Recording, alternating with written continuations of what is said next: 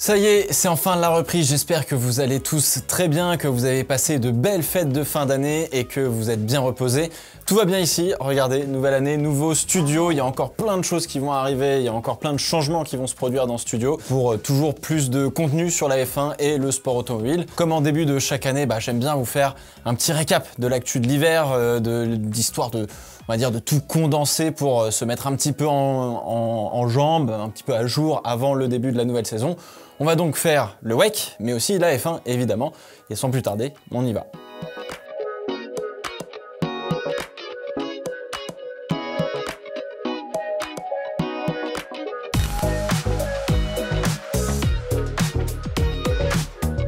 Alors, on commence avec le chapitre endurance, enfin plutôt le chapitre WEC en particulier, parce qu'il s'est passé pas mal de transferts avant le début de la saison du WEC qui va se produire au Qatar. Alors ce sera le même jour que le premier Grand Prix de Formule 1, c'est-à-dire le samedi 2 mars. Pardon ? Avec le début du Ramadan, on a décalé en fait le Grand Prix d'Arabie Saoudite au samedi, et pour avoir une semaine pour pas mettre trop les équipes dans le rush entre Bahreïn et Jeddah, on a donc aussi décalé le premier Grand Prix de la saison à samedi.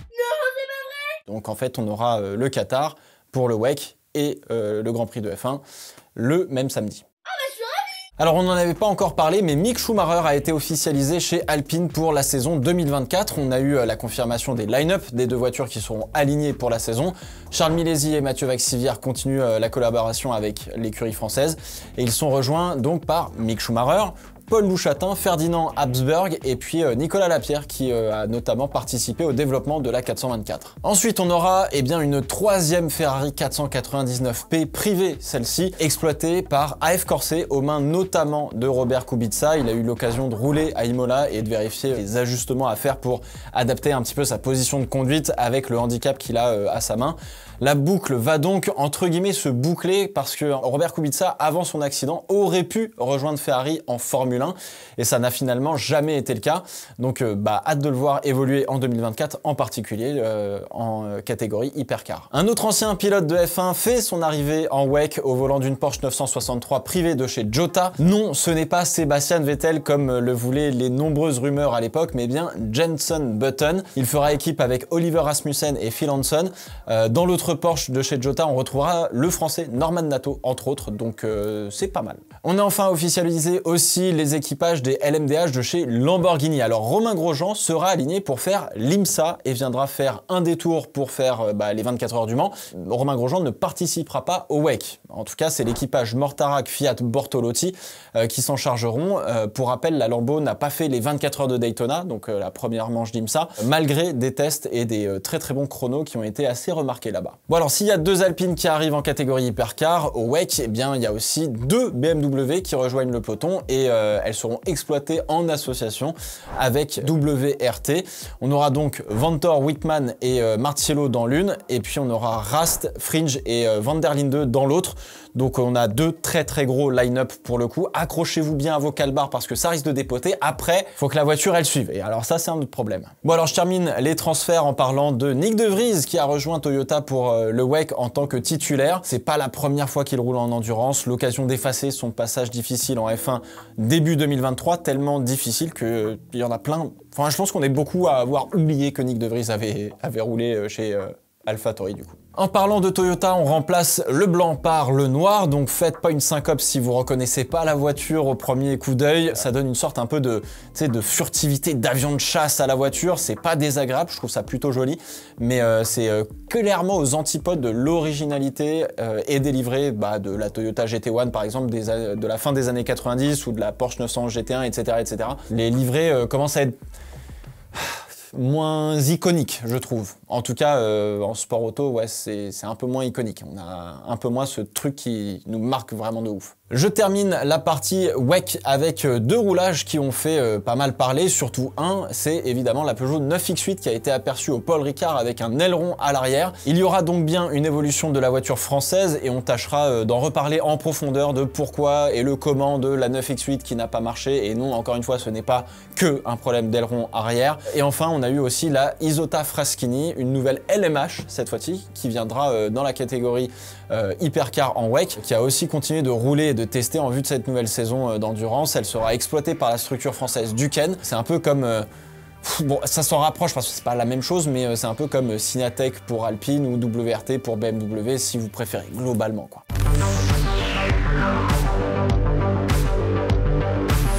Bon, pour la F1, on a pas mal d'infos à rattraper, mine de rien. On va commencer par les dates qui arrivent tout de même. On connaît toutes les dates des présentations des F1 de cette année et ça commence vendredi avec As notamment. On va regarder toutes les présentations ensemble en live sur Twitch, donc n'hésitez pas à passer. Je serai juste derrière là. Là, j'ai un petit setup stream qui est pas encore tout à fait bien. C'est un peu le bordel sur le bureau, mais ça sera cool. Ce sera l'occasion de se retrouver et de discuter, bien évidemment. On enchaînera lundi avec la présentation de chez Stake F1 Team. Voilà, on va y revenir. Hein. Et puis, il y aura aussi Williams lundi. Le 7, je serai sur place pour la présentation de l'Alpine. Le 8, on regardera ensemble la Visa Cash App RB.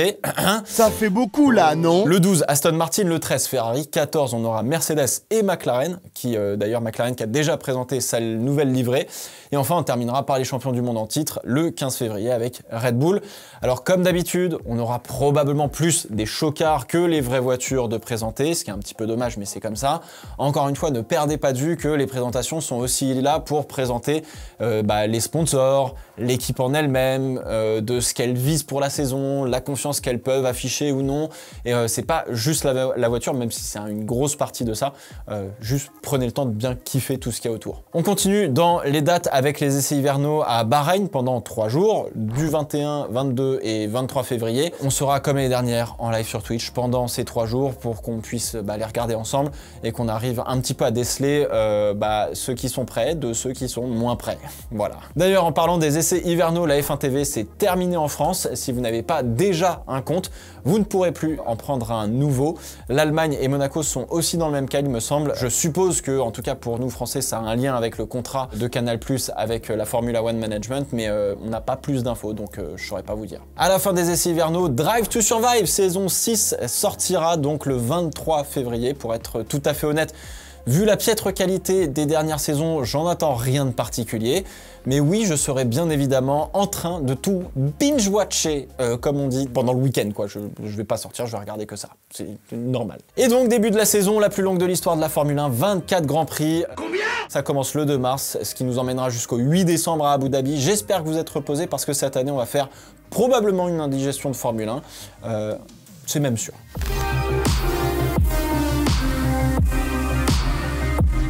On a eu un paquet de mouvements depuis la fin de la saison 2023 et on va aussi en profiter pour faire un rappel de certaines arrivées. Bon, alors on va commencer évidemment par les pilotes et les quasi non surprises, j'ai envie de vous dire, sur les prolongations de contrat qu'on attendait. Charles Leclerc étend son contrat avec Ferrari au-delà de la saison 2024. Votre dernier échec remonta ? On n'a pas encore une date de fin, mais la Gazzetta dello Sport parle d'un renouvellement de 5 saisons, soit jusqu'en 2029. Et avec des clauses de performance pour libérer Charles au cas où la Scuderia n'arriverait pas à performer suffisamment. C'est assez standard pour le coup dans un contrat de pilote de Formule 1, donc là-dessus il n'y a pas de souci. Côté salaire, alors on parle de 25 millions d'euros par an, toujours selon la Gazzetta dello Sport, et ce salaire pourrait augmenter tous les ans pour atteindre jusqu'à 50 millions d'euros en 2029. J'avoue que je suis un petit peu plus sceptique sur cette info, sur une augmentation programmée dans un contrat, mais bon, pourquoi pas, why not. Encore une fois, je vous rappelle que ça reste des informations, des rumeurs plus qu'autre chose de la part de la Gazzetta dello Sport, que rien n'a été confirmé officiellement, évidemment, parce que ça reste très confidentiel, outre le fait que le contrat de Charles aille au-delà de 2024. Alors dans le même cas, on a aussi Lando Norris qui a prolongé son contrat chez McLaren au-delà de la saison 2025. C'est un contrat sur plusieurs années officiellement, sans savoir combien précisément. Donc, en faisant le calcul vite fait, on est sûr de voir le Britannique à Woking jusqu'à l'horizon 2027 à minima. C'est pas spécialement une surprise pour le coup, même si chez Red Bull, on a été vraiment très intéressé. Ça a été aussi le cas de chez Ferrari, pareil.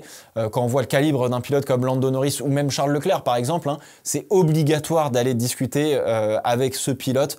juste histoire de prendre la température, de voir ce qui est possible de faire ou non, même si c'est pas dans l'immédiat, mais de comprendre un petit peu vers où on peut aller avec ce genre de pilote. Chez McLaren, on a donc une belle stabilité en vue de 2026 et donc toute l'attention est portée sur la voiture et non pas d'autres sujets comme les contrats.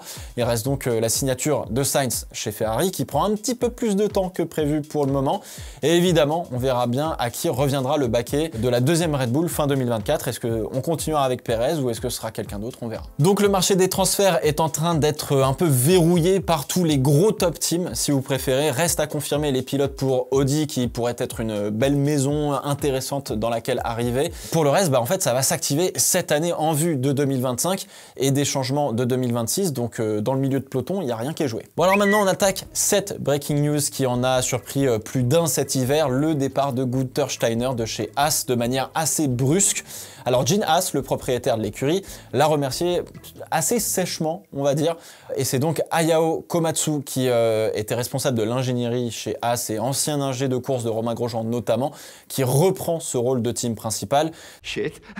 C'est une belle opportunité pour l'ingénieur japonais qui a pour le coup du pain sur la planche et qui prend le rôle dans le bon sens, je trouve, comme on l'a vu avec certaines de ses déclarations, comme quoi pour lui le respect ne se donne pas mais se mérite, en parlant de sa relation avec l'équipe et le boulot qui l'attend. Donc il est plutôt dans un bon mood, dans un chemin plutôt pas mal pour essayer d'emmener l'équipe, mais ça risque d'être quand même compliqué en 2024 pour eux. Alors du côté de Günther Steiner, en fait son contrat avec Haas arrivait à échéance fin 2023 et il paye non seulement la mauvaise performance de l'équipe retombée une fois de plus bonne dernière du championnat, mais probablement aussi les gestions difficiles de Rich Energy et de l'histoire avec Mazepin par exemple. Notez quand même que oui, Steiner est devenu l'un des teams principaux les plus connus et probablement les plus appréciés du grand public grâce à Drive to Survive. Et il n'a pas hésité à surfer sur cette notoriété en sortant par exemple un livre en 2023. Il faut bien comprendre que cette lumière a aussi servi l'équipe d'une certaine manière, mais à quel point c'est plus difficile à quantifier pour le coup. Alors faut regarder la réalité en face, c'est pas parce que Steiner est populaire que cela lui assure d'être team principal. Gene Haas met du pognon dans l'écurie depuis 2016, c'est aussi Steiner qui a géré comment le dépenser ce pognon. Et à un moment donné, si ça se transforme pas en résultat et que en plus de ça tu redemandes du pognon au propriétaire pour investir dans des structures, à un moment donné, le proprio, il commence à se poser des questions de ce que tu fais avec ton pognon, quoi. Bon, alors, j'ai pas une affection de malade pour Günther Steiner. Pour le coup, il me faisait plutôt rire avec son accent à couper au couteau et ses quelques coups de sang. Mais au-delà de ça, sportivement parlant, j'ai pas un truc qui m'a vraiment fait vibrer, à part en 2016 où ça commençait vraiment bien. Je crois que c'est 2019 ou 2018 où ils ont fait une vraie belle performance. Mais voilà, écoutez, c'est comme ça. En parlant de Haas, on a le directeur technique, Simone Resta, qui est parti lui aussi. Alors il était là pour essayer de faire un peu le rapprochement entre Ferrari et Haas au moment de cette nouvelle réglementation de l'effet de sol pour essayer de maximiser ce qui était possible dans le cadre, évidemment, du règlement, notamment au niveau du châssis. Bon, ça s'est ça s'est pas traduit justement par des bons résultats, donc bon, c'est comme ça. Alors on rappelle quand même que Haas avait aussi apporté des améliorations, notamment une grosse amélioration pour le Grand Prix des États-Unis en fin de saison dernière et qu'elle n'avait que très peu fonctionné au final, donc beaucoup de déceptions chez l'écurie américaine. Bon, si on passe chez Mercedes, James Allison a prolongé son contrat avec la marque à l'étoile en tant que directeur technique. Il est chez Mercedes depuis 2017 et c'est en partie lui qui a pondu les armes folles des flèches d'argent fin des années 2020 avant de laisser Mike Elliott prendre le relais. Vu que Elliott a pas bien géré cette transition avec le règlement 2022 et les Aeropods, c'est donc Allison qui reprend le bébé puisque Elliott il s'est fait virer. Dans le même temps, on a Toto Wolff qui restera donc team principal de Mercedes pour 3 ans supplémentaires. Équipe dont il est actionnaire à 33%, donc pas de changement ici, plutôt normal pour être tout à fait honnête. Dans les autres transferts, Alan Perman, qui avait été remercié en été dernier par Alpine, a rejoint AlphaTauri, ou plutôt Visa Cash App RB. où il s'épanouira probablement un petit peu plus vu que cela représente enfin un nouveau challenge pour lui. Toujours dans cette écurie, je vous rappelle que c'est Laurent Mekies, ancien directeur sportif et ancien directeur de course de Ferrari, qui arrive en tant que team principal. Ça nous fait 3 Français en team principaux sur la grille en F1. Cocorico, bah maintenant il n'y a plus qu'à performer les gars, hein, let's go, hein. On est derrière vous. Autre news, Davide Brivio quitte aussi Alpine après être arrivé en 2021. J'ai jamais compris ce qu'il faisait dans l'écurie pour le coup. Quand on est allé le recruter, je pensais qu'il allait devenir team principal, finalement pas du tout. Donc j'ai pas très bien compris pourquoi il était là. Et un départ qui peut avoir de l'incidence peut-être en positif, faut voir, mais Iñaki Rueda, vous savez, l'ancien stratège de Ferrari qui avait été écarté d'ailleurs de ce rôle début 2023 au profit de Ravin Jain, quitte définitivement le projet F1. Oh my God! Okay, it's happening. Everybody stay calm. What's the procedure, everyone? What's the procedure? Alors avant de vous en prendre juste à lui, comme l'a dit assez justement Vasseur, les erreurs stratégiques commises pendant des années, c'est pas la faute d'une personne, mais on va être honnête, ça va probablement soulager quelques tifosi qui étaient toujours un peu anxieux. Voilà. Ça va pas empêcher la Scuderia de toujours faire quelques erreurs et voilà. Bon bref.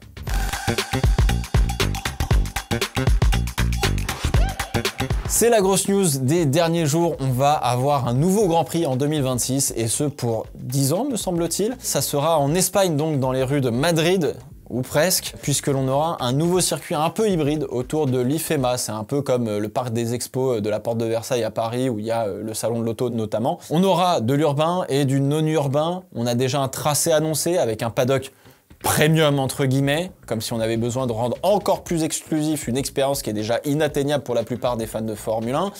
Ça fait très Miami comme idée. C'est pas ça qui m'enchante le plus, on va être tout à fait honnête. On attendra pas loin de 110 000 spectateurs notamment grâce au fait que le circuit sera majoritairement desservi en transport en commun.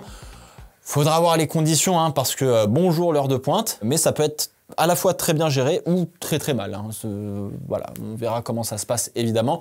Faudra pas oublier la F1 Lane spécifique pour les VIP qui arriveront en voiture et fermer toutes les rues aux alentours. Parce qu'il faut pas déconner, les VIP vont pas prendre le métro. Hein, voilà. Ça fait encore un circuit en ville après Bakou, Jeddah, Miami, Las Vegas. Il y avait même eu le Vietnam sur lequel on n'est jamais allé ces dernières années. Et là, on s'en tape un autre. Alors, il est fait mention nulle part du circuit de Barcelone et de savoir si on aura 2 Grands Prix ou pas en terre espagnole en 2026, mais ça on le saura bien assez tôt. Je pense que cela fait des années qu'on commence à s'en rendre compte, mais je vous le dis quasiment à chaque fois qu'on parle d'un nouveau Grand Prix, le calendrier devient trop long, ce qui rend les courses de surcroît moins rares et donc moins uniques. Et surtout, les circuits en ville ou urbains, on va dire, sont devenus d'une certaine manière un peu surreprésentés, ce qui leur enlève tout ce sel qu'on connaissait à Monaco ou à Singapour il y a un peu moins de 15 ans et qui étaient 2 destinations encore très appréciées, même si par exemple il ne se passait pas forcément grand chose pendant un Grand Prix de Monaco, on aimait quand même aller là-bas parce que c'était exceptionnel d'aller sur un circuit en ville. Là, un circuit en ville, juste pour le kiff de voir les voitures frôler les rails, ça allait sur un week-end, mais 7 fois dans l'année, j'ai compté à peu près, ça commence à faire un peu beaucoup. Le plus drôle, c'est que la Formule E commence à vouloir délaisser les circuits en ville pour des circuits permanents, là où la F1 est en train de faire le chemin inverse. Enfin bref, on verra ce que cela donne au moment voulu.